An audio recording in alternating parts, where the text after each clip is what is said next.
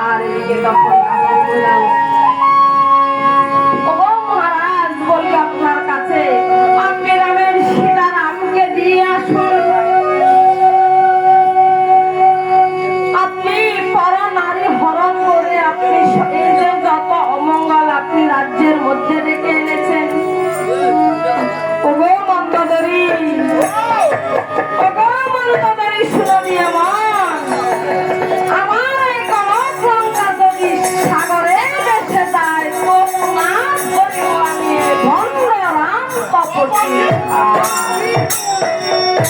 না না, আমি কিছুতেই রামের কাছে গিয়ে আমি মাথা নত করব না। আর সেখান থেকে রাবণ রাজা তখন গমন করিলেন। আর যুদ্ধের সাজ তখন রাবণ রাজা সাজিতে লাগলেন।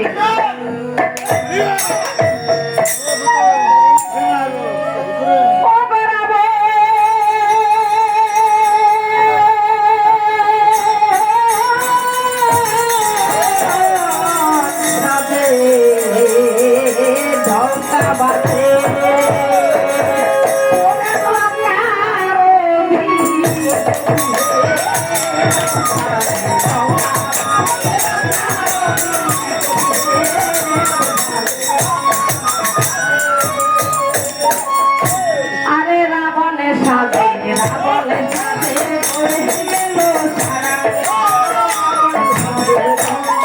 আরে রাবণের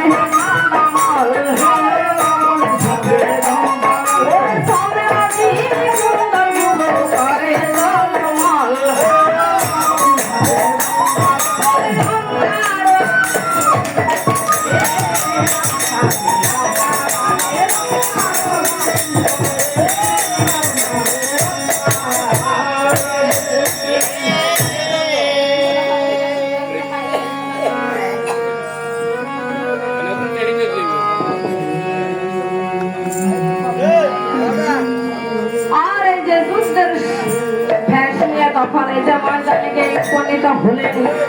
আর সেইখানে গিয়ে রাবণ রাজা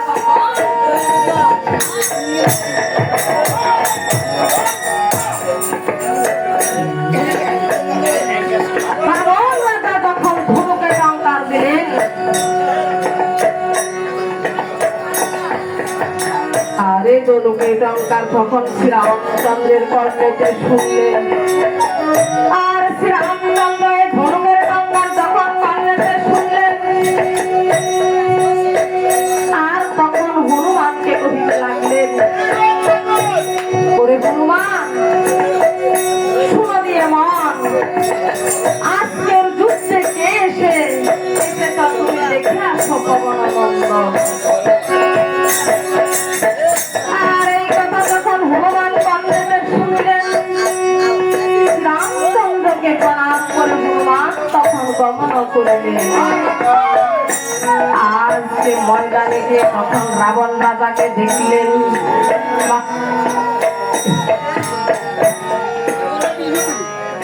এই রাবণ রাজা আজকে যুদ্ধে এসেছে, সে কি সুন্দর একটি কাষ্টে রথের উপর সে বসে আছে।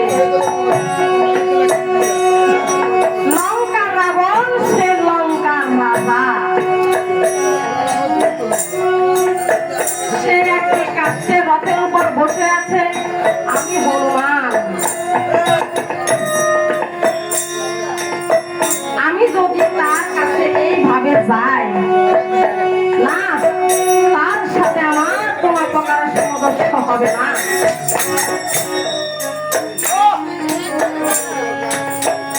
সেই লঙ্কা রাজা, আমি হলাম বানরদের রাজা। আমি হলাম বানরদের রাজা। তাহলে দুইজন সমকক্ষ হইতে হলে দুইজনের সমান সমান হইতে হবে। আমি কেমন করে সমান হব? আমার সেই গোলাপ ধরি, আমার সেই শ্রীরামচন্দ্রকে আমি স্মরণ করবো। আমি একটি রথ সৃজন করবো।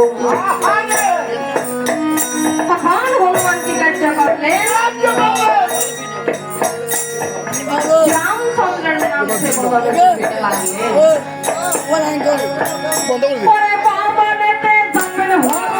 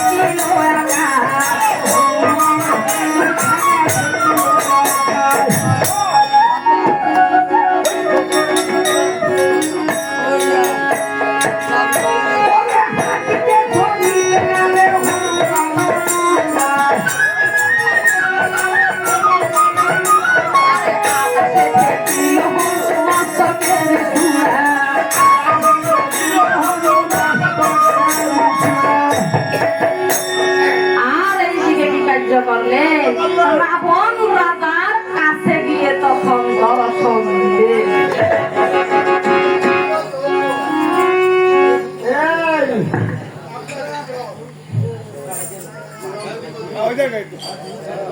বনের বানরা, এই যে তুই আমাকে সেবা প্রতিপন্ন করার জন্য তুই লেঙ্গুর দিয়া একখানা রথ সৃজন করলি। আরে তুই জন্ম নিলি বানর কুলে, তুই হলি হনুমান। আর আমার জন্ম কত উচ্চ বংশে, আমি বিশ্বসভা মুনির পুত্র, আমি কুলস্থ মুনির নাতি। এই বংশে আছে আমার, এই পৃথিবীতে আছে আমার এই যে শুভ আমার খ্যাতি। আর তুই আমাকে হওয়া প্রতিবন্ধ করার জন্য তুই লেঙ্গুর দিয়া একখানা রথ সৃজন করলি।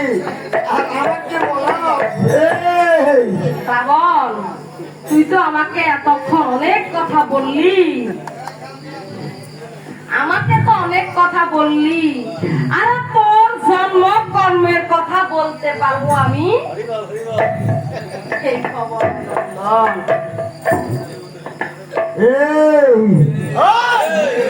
আমার ধর্ম কর্মের কথা তুই বলতে পারিস পবনানন্দ? হ্যাঁ।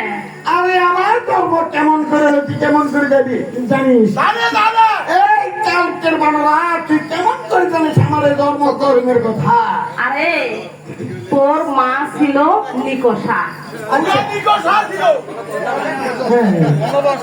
আমার মা, তোর মা সুশ্রী বদন ছিল না।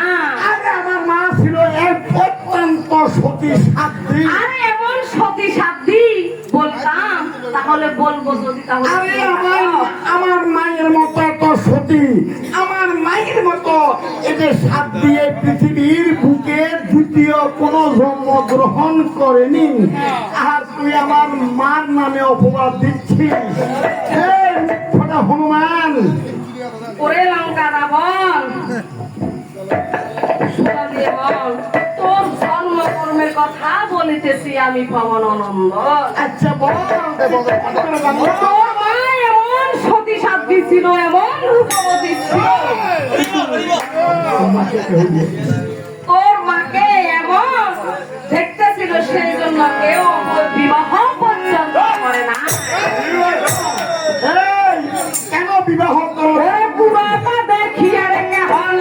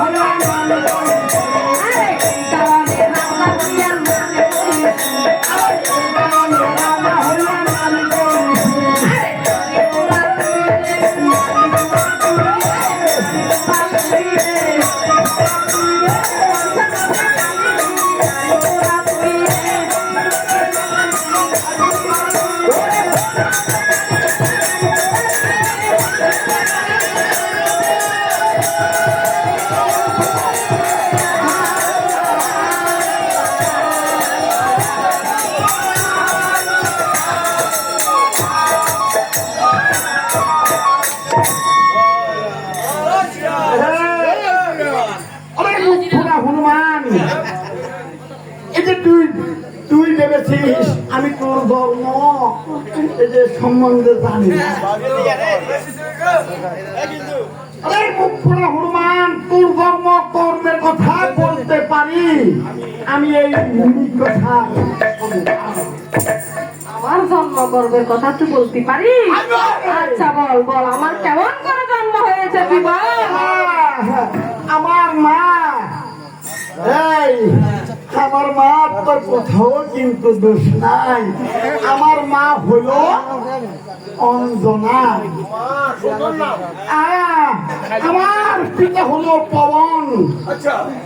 আমি সেই ঘরে জন্ম ধারণ করেছি, আমি এই হনুমান। আর তুই আমার মায়ের নামে কি আমার নামে করেছিস?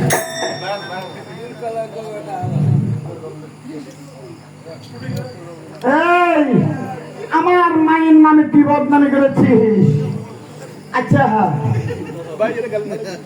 বল, আচ্ছা আমার মায়ের এমন দোষটা কোথায়? তোর মা ছিল অঞ্জনা। পুষ্টির নাম অঞ্জনা। উড়া উড়া এর মান নাম এর মান ভটিয়া দিল, তাই বলে তোর এর মান নাম ছিল অঞ্জনা। বানরা কেশরী তোর মাকে বিবাহ করেছিল।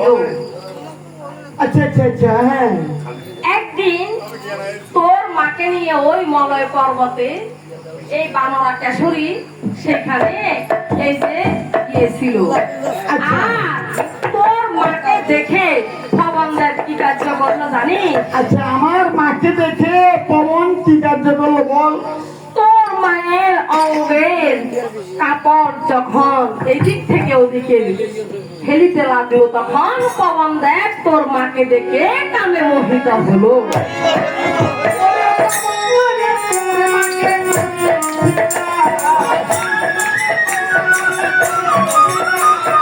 সেই ঘরেতে বন্ধুরা তার, সেই ঘরেতে তরবারি পবন আলাদা।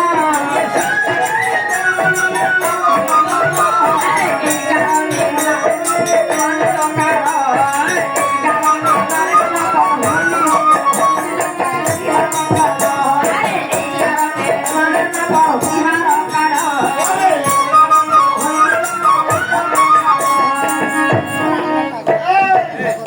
আমি নরেন নফর হয়েছি, এই কেন তুই আমাকে বলছিস?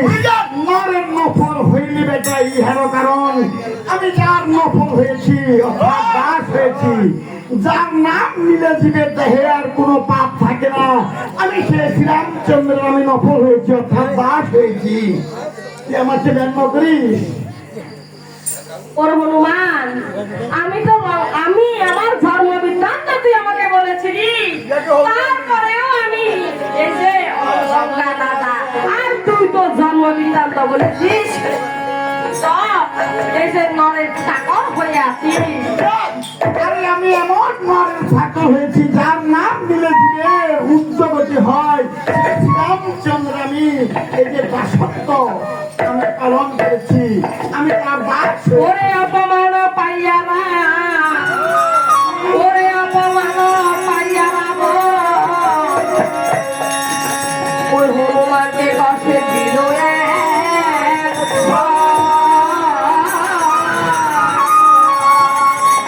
ওরে ছাড় খাইয়া হনুমান ওই মাটিতে পড়িতেছে।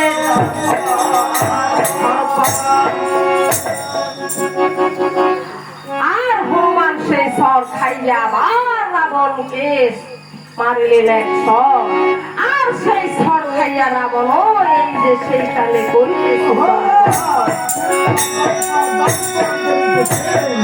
পুনরায় যখন তাকে সর মারিতে গেলেন, আর রাবণ রাজা তখন হনুমানকে শ্রীরামচন্দ্রের দোহাই দিয়ে কহিতে লাগলেন, হনুমান বলি তব ঠাই, আমাকে প্রাণে মারিস না, তোর ওই শ্রীরামচন্দ্রের দোহাই।